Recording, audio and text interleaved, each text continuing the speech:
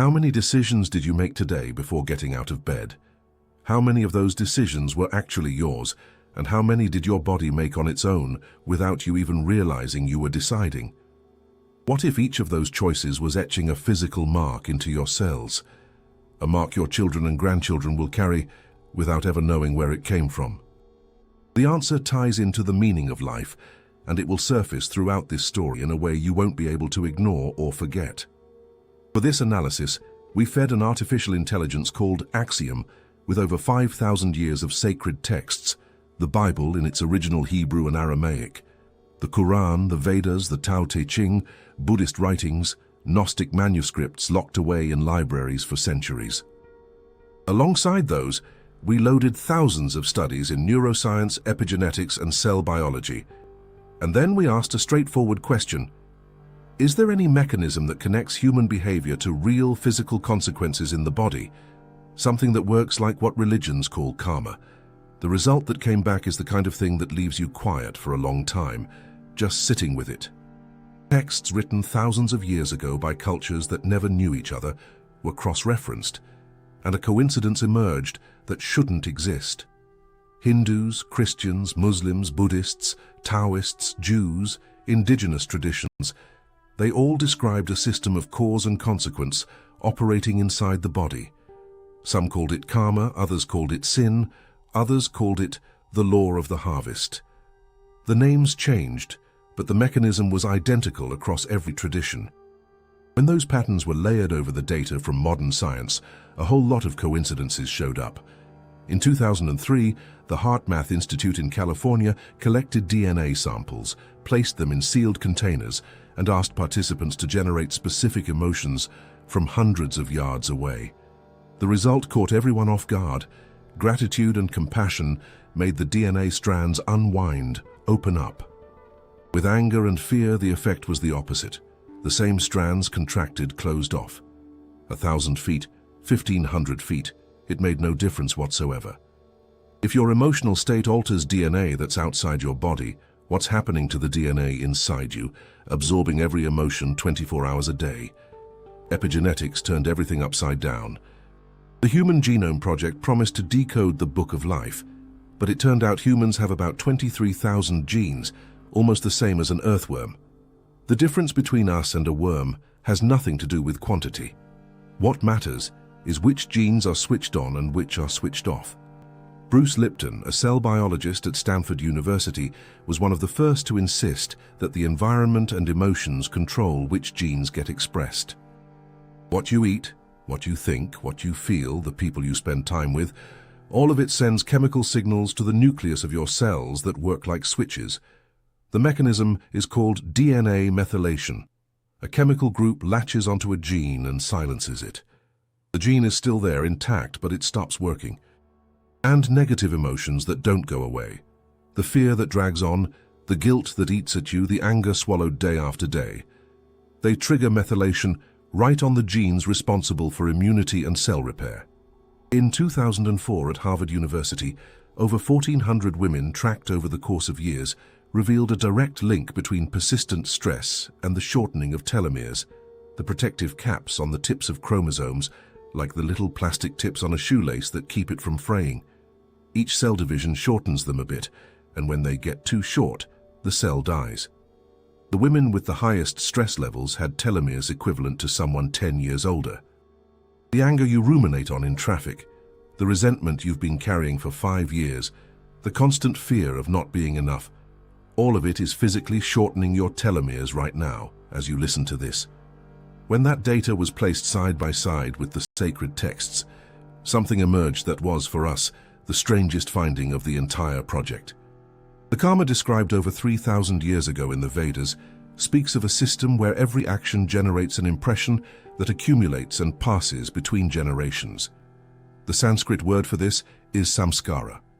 For millennia, people treated it as poetic metaphor, and now epigenetics confirms with magnetic resonance imaging and genetic sequencing that it's exactly what happens. Every emotion sustained day after day creates a real chemical mark on the DNA, and that mark can be passed to the next generation. Karma works like physics. For every action, there's a reaction at the molecular level. The body is both the court and the executioner, and it records everything with a precision no camera can match. If that's already heavy when we're talking about one person, one life, just wait until you see what happens when this mechanism builds up across entire generations. Because there's a case in history so extreme and so graphic, it feels like fiction, one that works as visible proof of genetic karma. It begins with one of the most powerful families to ever walk this planet, people who controlled empires, decided wars, and redrew the map of Europe for 400 consecutive years. The Habsburg family. The Habsburgs were no ordinary family. At their peak, they controlled the Holy Roman Empire, Spain, Portugal, half of Italy, the Netherlands, and territories across 3 continents. The strategy to get there was a single one: marriage. They married among themselves, cousins with cousins, uncles with nieces, in some cases so close it was as if a father and daughter had produced a child.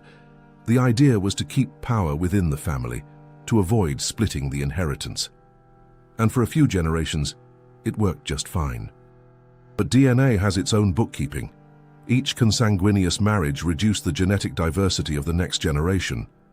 Defective genes that would normally stay deactivated because the other half of the chromosome pair would compensate started showing up in double doses. Without the compensation, those genes expressed themselves. And the methylation we talked about, that mechanism that switches genes on and off depending on the environment and conditions, became increasingly compromised in a bloodline that no longer had the genetic variety to defend itself. First came a visible sign, and it showed up on the face. The Habsburg jaw, a protrusion so severe that some family members could barely chew. Portraits from the era show chins jutting out in a way that made eating, speaking, and breathing difficult. Court painters tried to disguise it, but the record remained, and the trait got worse with every generation. Then came Charles II of Spain. Born in 1661, his inbreeding coefficient was higher than that of a child born to siblings. His parents, Mariana of Austria and Philip IV, were uncle and niece, and behind them lay generations of marriages within the same family. Charles was born with rickets epilepsy, a jaw so deformed he drooled constantly, a tongue too large for his mouth, chronic intestinal problems, and a total inability to produce heirs. The Spanish people called him the Bewitched, because only sorcery could explain that much misfortune in a single body. Nobody in 17th century Spain was thinking about epigenetics. But what happened to Charles II is, genetically, a textbook case. Generations of repeated decisions, always the same pattern, stacking marks on the DNA until the body collapsed. The laws of biology collected the debt on their own, no supernatural entity needed, and they collected it with interest. Charles died in 1700 at the age of 38 with no descendants. With him died the Spanish line of the Habsburgs, 400 years of empire, undone from the inside out. The autopsy described a heart the size of a walnut, a single blackened testicle, a rotting intestine, and a skull full of fluid. It's easy to look at the Habsburgs and think it's an extreme, isolated case, medieval royalty stuff that has nothing to do with us. But the mechanism is the same.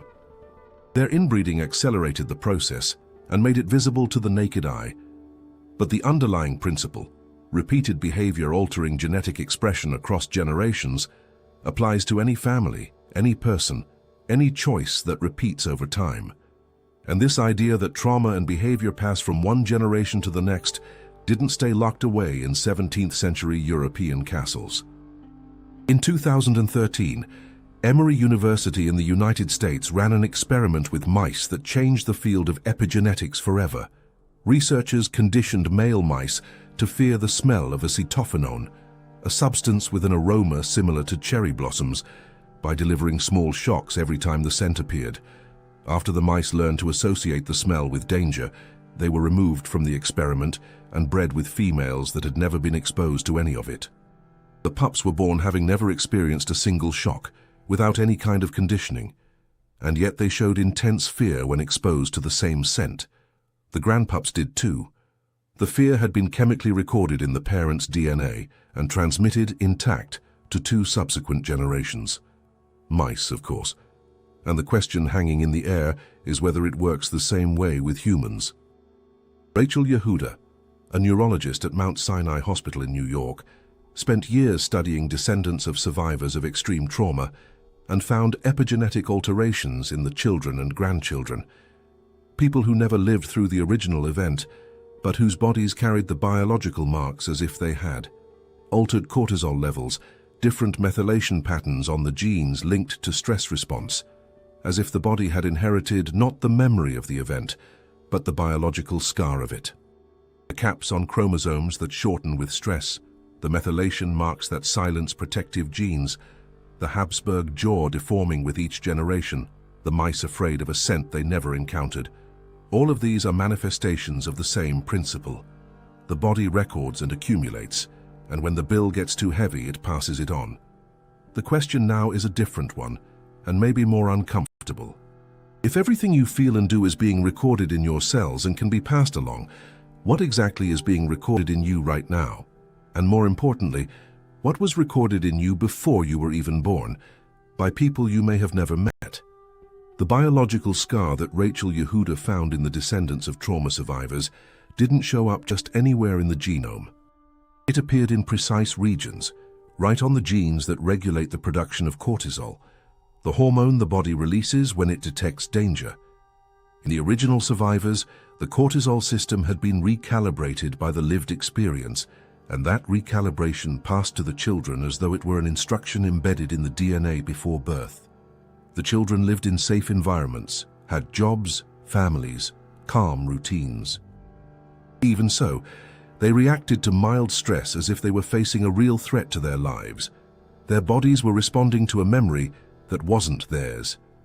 2 decades of studying children is what led Thomas Boyce, a pediatrician and researcher at the University of California, to understand why some children are devastated by adverse environments, while others in the same setting seem to make it through without major damage.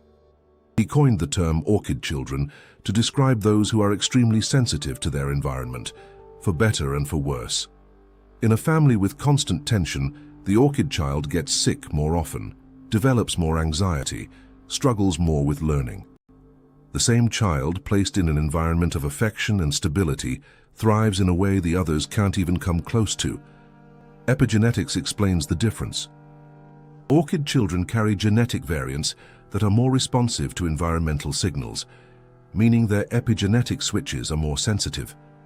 What the parents feel, what happens inside the home, the level of tension between people, all of it flips those children's switches with an intensity that others simply don't experience. Vague emotions and generic moods are just the surface. Each type of emotion has its own biological signature. Axiom cross-referenced studies from different countries and identified patterns that repeated regardless of culture or era. Anger that doesn't pass, for example, is linked to persistent inflammatory processes, the kind of silent inflammation that doesn't produce a fever or visible swelling, but quietly erodes tissues from the inside over years until it shows up as heart disease, arthritis, or autoimmune disorders. A study published in the journal Circulation in 2014 followed more than 11,000 people over 14 years and found that individuals with high levels of hostility and anger had a 42% greater risk of developing heart problems. With lingering guilt, the path is different. Researchers at Tilburg University in the Netherlands published data in 2018 showing that people with high levels of persistent guilt exhibited suppression of the immune system, specifically a reduction in the activity of NK cells, the body's natural killer cells, the ones responsible for identifying and destroying cancer cells and virus-infected cells. Guilt swallowed, ruminated on, carried like an invisible weight, gradually shuts down the most important line of defense against internal threats. Looking specifically at lying, we can point to an experiment in 2016 where neuroscientists at the University of Zurich placed participants inside functional magnetic resonance imaging machines and asked them to lie repeatedly across multiple sessions. During the first lies, the amygdala, the brain region that processes emotional alarm, fired strongly. But as the lies kept coming, the amygdala's response dropped off. Session after session, the alarm got weaker. The brain was desensitizing itself. That alone is worrying enough. But the study went further. The prefrontal cortex, which handles moral judgment and impulse control, also showed changes. The more the person lied, the less activity that region displayed. In practice, the brain of a habitual liar gradually loses the ability to recognize that it's doing something wrong. Lying becomes too easy, too automatic, and the moral brake that should prevent escalation gets worn away like a muscle that atrophies from lack of use. If methylation records emotional patterns in the DNA and those patterns can be inherited, there's a question that almost no one asks out loud. A person who spends their life lying, who desensitizes the amygdala and weakens the prefrontal cortex, what are they recording in the genetic material of their children? Science hasn't fully closed the book on that answer yet, and it would be dishonest to say it has. But the direction of the data points towards something uncomfortable. If fear of cherry blossom scent passes from father rat to grandpup, if war trauma passes from grandfather to grandson who never heard a shot, the idea that repeated behavioral patterns leave no hereditary mark at all would be the strangest exception in biology. The body is a living document. Every emotion that repeats writes in it, and that document isn't just yours. It was already being written before you arrived, and it will keep going after you're gone. The question opening up now is whether there's any way to rewrite what's already been recorded, whether the body that registers and transmits damage is also capable of registering and transmitting repair. In 1994, a Japanese researcher named Masaru Emoto began a series of experiments that the mainstream scientific community received with skepticism and that still sparks debate today. He exposed water samples to different stimuli, words written on labels stuck to the containers, music, prayers, and then froze the water to photograph the crystals that formed. Water exposed to words like gratitude and love formed symmetrical, organized crystals, almost geometric in their beauty. Water exposed to words like hatred and fear formed misshapen structures, broken, with no recognizable pattern. The criticism is fair. Emoto's method had control flaws and was never replicated with the rigor science demands. But the human body is roughly 60% water, and what's been emerging in recent years of biophysics research points in a direction that makes Emoto look less crazy than people said. 528 Hertz. That number shows up in strange places. In the Gregorian tradition, it was called the miracle frequency, used in healing chants. In 2018, a study published in the Journal of Addiction Research and Therapy showed that exposure to the frequency of 528 Hertz reduced the toxic effects of ethanol on cells grown in the lab, with improved cell viability. Another study, published in 2017 in the journal Explore, found that sounds at that frequency significantly reduced cortisol levels, that very same stress hormone that showed up in the descendants studied by Rachel Yehuda, and increased oxytocin levels in human participants. It would be irresponsible to promise that playing a 528 Hz playlist is going to cure cancer or reverse decades of epigenetic damage. But specific sound frequencies alter the biochemistry of the human body in ways that can be measured in the lab, and that's been published, peer-reviewed, and replicated. And when Axiom cross-referenced that data with the methylation patterns already known, a correlation emerged that deserves attention. Low-frequency sonic and emotional environments, constant shouting, aggressive music at high volume, relentless urban noise, are associated with unfavorable methylation patterns. More organized frequency environments, harmonic music, regular silence, natural sounds, are associated with the opposite patterns. The HeartMath Institute, the same one from the DNA experiment that opened this story, developed a concept called cardiac coherence. The heart generates an electromagnetic field roughly 60 times stronger in amplitude than the field generated by the brain. When a person enters a state of genuine gratitude, compassion, or deep affection, the heart rhythm takes on a smooth, ordered pattern that researchers call coherence. In that state, the autonomic nervous system balances out, cortisol production drops, DHEA, a hormone linked to cell regeneration, rises, and the immune system shows improvement that shows up on tests within minutes. Minutes, not months. 5 to 10 minutes of cardiac coherence induced by genuine gratitude already alter biological stress markers in real time. People who practiced this consistently over weeks showed changes that persisted even outside the practice sessions. And then there's the other side. If sustained positive emotions can repair, there's one negative emotion in particular that science has been treating as a silent epidemic: loneliness. In 2013, a study published in the journal PNAS analyzed the gene expression of chronically lonely people and found something chilling. The genes linked to inflammation were hyperactivated, and the genes linked to antiviral response were suppressed. The body of the lonely person was geared up to fight hand-to-hand combat injuries, the kind of damage a social animal suffers when expelled from the group, while at the same time left unprotected against viruses and infections. From an evolutionary standpoint, it almost makes sense. If you were expelled from the group 100,000 years ago, the threat was physical aggression. The body prioritized defense against mechanical damage. But today, loneliness doesn't mean physical exclusion. It means sitting in an apartment with a phone in your hand, watching other people's lives on a screen, and yet the body reacts as if you'd been abandoned on a savanna surrounded by predators. Prolonged loneliness shortens telomeres at a rate comparable to smoking. Loneliness does to the body something similar to what smoking does, and the person can be surrounded by people, family, co-workers, neighbors. Physical presence without real emotional exchange doesn't fool the body. It registers loneliness just the same. The body doesn't distinguish between what happens for real and what you feel on the inside. To your biology, an emotion that becomes routine is a done deal.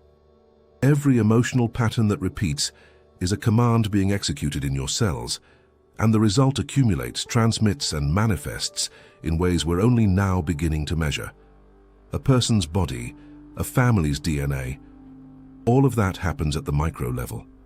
But if every individual carries epigenetic marks from previous generations, what happens when millions of people marked by the same kind of experience live together in the same territory under the same pressures? Entire societies start functioning like organisms, repeating patterns of collective behavior, generation after generation, without realizing they're trapped in a cycle. Axiom processed historical data from 26 civilizations that collapsed over the past 4,000 years and found a pattern that repeats with uncomfortable regularity. The cycle begins with a generation that faces severe scarcity, war, famine. That generation develops resilience and cooperation, because without it they don't survive. Their children inherit this in their genes and cultural practices, and they build prosperity.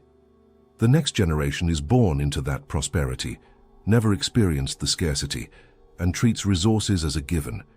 By the fourth or fifth generation, the comfort would be unimaginable to their great-grandparents, and any sense of what it cost to get there disappears. That's when things fall apart. It sounds like that saying that's been floating around. Hard times create strong people create good times create weak people. Simplistic if taken literally, sure, but epigenetics gives biological backing to that folk intuition. The generations that face adversity have different methylation patterns than those that grow up in comfort. Genes linked to stress response and social cooperation are more active in the former and get progressively switched off in descendants who never needed them. A 2015 study published in the journal Biological Psychiatry analyzed entire communities in Eastern Europe that had gone through decades of political instability and found population-level epigenetic alterations, not in isolated individuals, but in representative samples of the population. The markers of prolonged wear were present in people born after the events. The communities carried in their collective DNA the scars of something that most of the younger inhabitants only knew from their grandparents' stories. Populations that went through wars or oppressive regimes aren't the only ones. Urban slums in major Brazilian cities have accumulated generations of exposure to violence, food insecurity, and lack of access to healthcare. Epigenetics suggests that this exposure doesn't stay just in cultural memory. It gets written into the genes and transmitted. A child born in a community with 3 generations of constant overload comes into the world with cortisol calibrated for constant threat, just like the children of the survivors Rachel Yehuda studied, and nobody looks at that child thinking about it. We say it's character or environment, as if those were separate from the body. For us, the most uncomfortable part of this story starts here. Because when you accept that trauma gets written into genes and gets transmitted, responsibility changes address. Responsibility moves from the individual and takes on a collective scale. A society that maintains conditions of constant pressure on millions of people across generations is producing epigenetic damage on an industrial scale. That damage will show up in public health, in violence, in cycles of poverty that perpetuate themselves not just because of lack of opportunity, but because the bodies arrive in the world with the biological clock already running fast and the immune system already compromised. That said, it's not that individual responsibility disappears. Each person still decides, within the space they have, what they're going to do with what they received. But pretending everyone starts from the same biological point is ignoring what science is showing with data on the table. Now comes the question worth more than all the ones before it. If damage gets recorded and gets transmitted, does repair also get recorded and get transmitted? The answer, based on the data that exists through 2023, is yes, with a caveat. Repair is slower than damage. A 2020 study published in Nature Neuroscience showed that mice whose parents had been fear-conditioned, but who then went through an extinction process, a retraining where the frightening stimulus appeared without any negative consequence, produced pups with reduced fear markers. The inherited fear could be attenuated if the parent went through unlearning before reproduction. With humans, the research is still in its early stages, but data from cardiac coherence and mental health interventions point in the same direction. Unfavorable methylation patterns can be partially reversed over months of consistent emotional change. It doesn't happen overnight and probably never erases 100% of the record, but the trend is clear. The body that records damage also records repair, as long as the repair is as consistent as the damage was. The Habsburg jaw took generations to deform. Nobody's going to fix in one generation what was broken over 10, but every emotional choice you sustain today is writing a new line in that document that will be passed along. And for the first time in history, we know this while it's happening. Knowing while it's happening changes everything. For most of human history, people modified their genes without having the faintest idea they were doing it. A medieval mother living in a constant state of fear because of invasions and famine had absolutely no idea that her elevated cortisol was methylating genes in children who hadn't even been born yet. She had no informed choice. We do. And that creates a responsibility no previous generation ever carried. In biological terms, classical evolution has practically stopped working for the human species. Ever since we mastered medicine and technology, the pressures that used to shape the body stopped existing the way they once did.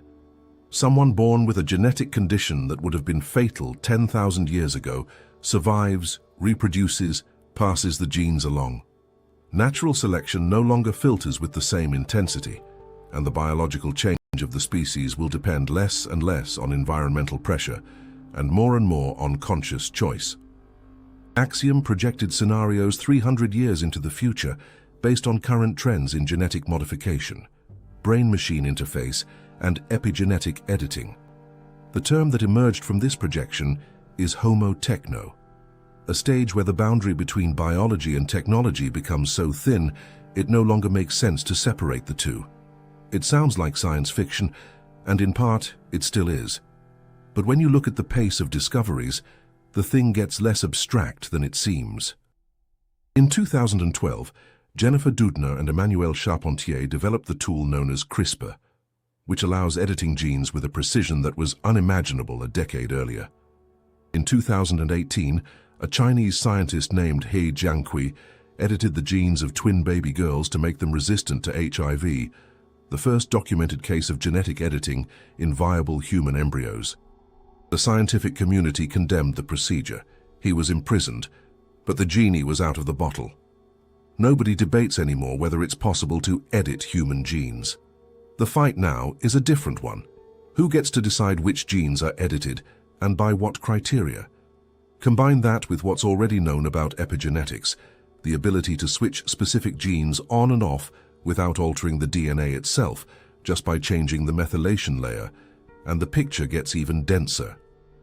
If today we can already partially reverse epigenetic stress marks with behavioral interventions, 50 years from now, there might be treatments that do it in a targeted way, gene by gene. A grandchild of someone who lived through extreme trauma could, in theory, have the inherited fear impressions erased from their genome before ever feeling any of their effects. Sounds good, but there's a side that's troubling. Who's going to have access to this? If epigenetic editing becomes a healthcare service, will it be for everyone or only for those who can afford it? Because if it's only for those who can afford it, the inequality that's currently social and economic will become genetic inequality. One class of people with optimized genes, protected telomeres, turbocharged immune systems, and another carrying the accumulated weight of generations of stress with no resources to relieve it. That's already, in a way, what's happening. The difference is that in the future, it could become explicit in the DNA, visible on a test, impossible to deny. And there's something else that seems like a detail but isn't. Brain-machine interface. Companies like Neuralink have already implanted brain chips in humans to treat paralysis, but the trajectory points to something bigger. If a chip reads brain signals and translates them into movement, the next step is reading emotions, thought patterns, internal states. And after that, influencing those states, modulating mood, attention, fear, all through electrical stimulation. If we're talking about a biological mechanism where emotions that become patterns alter genes, and at the same time developing technology that can artificially modulate emotions, the intersection of those two things opens a door that nobody quite knows where it leads. It would be possible, in theory, to use brain stimulation to keep someone in a permanent state of cardiac coherence, generating positive epigenetic patterns artificially. It would also be possible to use the same technology to keep populations in a controlled emotional state with planned genetic consequences. Both possibilities exist within the same technology, and who decides how it's used isn't science, it's power. Okay, maybe we're going too far. 300 years is a long time to project anything. But what matters here isn't nailing the prediction, it's understanding that the choices that seem small and personal today, how you deal with anger, fear, guilt, loneliness, are feeding a process that doesn't end with you. Your genes will exist after you. The records you're etching into them will exist after you, and the world your descendants will inhabit will be, in part, shaped by what you're feeling and deciding right now. The Habsburgs didn't know they were destroying their own bloodline. They were convinced they were strengthening it. The difference between us and them is that we have the information, and information without action is just dead weight in the brain. Remember the questions from the beginning. How many decisions did you make today before getting out of bed? How many were actually yours? And what are they recording in your cells? None of them were rhetorical. Each one has an answer, and the answer is running through your blood, coiling around your chromosomes, switching genes on and off as you breathe. But there's something we still haven't said, and it might be the strangest piece of data out of everything Axiom processed throughout this project. When the machine cross-referenced the epigenetic patterns of people who went through real emotional change, not a week or a month of good intentions, but years of consistent practice, daily gratitude, reduced hostility, cultivating real connection with other human beings. What showed up in the data was something the researchers weren't looking for. The telomeres stopped shortening. In some cases, they grew. That goes against what biology taught for decades. Telomeres supposedly only shorten. They're the clock, and clocks don't run backward. Except in 2013, a study led by the group of Elizabeth Blackburn, the scientist who won the Nobel Prize for discovering telomerase, the enzyme that rebuilds telomeres, showed that people who underwent a lifestyle change program involving meditation, nutrition, and social support showed an increase in telomerase activity of up to 30% over 5 years. The clock, at least in part, ran backward. 30%. Not with medication, not with genetic editing, not with any homo-techno-technology that doesn't exist yet, with emotional and behavioral change sustained day after day, with the kind of thing any person can do tomorrow morning without spending a dime, without needing any laboratory. The story circles back to the beginning in a way that's hard to sit with, because if the damage is real, etched into the DNA, transmitted between generations, visible in the jaw of Charles II and in the cortisol levels of grandchildren of trauma survivors, the repair is also real, etched into the DNA, transmittable, and within reach of anyone who decides, with consistency and without shortcuts, to change the emotional pattern they sustain every day. The word karma, back in the Vedas, never meant destiny. It meant action. The Vedas didn't say, "You will reap what you've sown and there's nothing you can do about it." The message was different. You will reap what you sow, so pay attention to what you're planting. And that completely changes the weight of the thing. And epigenetics ended up confirming that difference with data. You're not condemned to what your parents or grandparents recorded in your DNA. You can overwrite it. Not everything, not all at once, not easily, but you can. And every day of consistent practice is one more line in that new document. When we started this project, the expectation was to find a symbolic connection between what religions said and what science knew. What we found was a literal, molecular connection that can be measured. A biological mechanism that works whether you believe in it or not, whether you know it exists or not. The body doesn't negotiate, doesn't accept excuses, and doesn't lie. The anger you ruminate on in traffic every morning is being recorded. The guilt you've been carrying without resolving, that too. And the fear that dominates your nights isn't left out either. And the gratitude, the genuine affection, the real connection with another person, the act of caring for someone without expecting anything in return, all of that is being recorded too. In the same genes, in the same telomeres, in the same document that will be passed to your children and to their children. Nobody escapes the record. The only choice that exists is what you decide to record. The Habsburgs recorded power, control, and inbreeding for 400 years, and the result was a king who couldn't chew his own food. Science has shown that the opposite path also works. The generations of care, of emotional presence, of conscious repair, produce descendants who are biologically better equipped to handle whatever life throws at them. The jaw that deformed across generations may be the symbol of accumulated damage, but the telomerase that rebuilt telomeres in 5 years of consistent practice is the symbol of possible repair.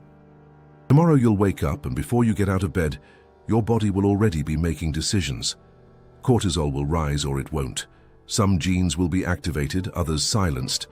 And the telomeres, they'll either shorten a little or gain protection. None of these things will ask your permission, but all of them will respond to what you're feeling, thinking, and choosing in that moment. And the wildest part is that the simplest thing in the world is what decides all of this. What you feel consistently is what you become, and what you become is what you pass on. If you liked this investigation, subscribing to the channel helps us expand the Axiom Investigation Project. We would love to read your thoughts on the video's subject in the comments and your suggestion for the next topic to be covered. Tell us which city you are watching from. Thank you for staying with us until the end.